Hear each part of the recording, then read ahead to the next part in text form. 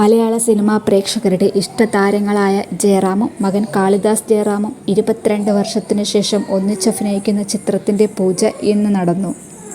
കൊച്ചു കൊച്ചു സന്തോഷങ്ങൾ, എൻ്റെ വീട് അപ്പൂൻ്റെ തുടങ്ങിയ ബ്ലോക്ക് ബസ്റ്റർ ചിത്രങ്ങൾ ശ്രദ്ധേയമായ പ്രകടനം കാഴ്ചവെച്ച് ബാലതാരമെന്ന നിലയിൽ കാളിദാസ് പ്രേക്ഷകരുടെ ഹൃദയം കീഴടക്കിയിരുന്നു. സൂപ്പർ ഹിറ്റ് അച്ഛൻ മകൻ ജോഡി വെള്ളിത്തിരയിലേക്ക് തിരിച്ചുവരവിനായി മലയാളി പ്രേക്ഷകർ കാത്തിരിക്കുകയാണ്. കാളിദാസ് ജയറാമിൻ്റെ നായികയായി എത്തുന്നത് BJP നേതാവും നടനുമായ കൃഷ്ണകുമാറിൻ്റെ മകൾ ഇഷാനി കൃഷ്ണയാണ്.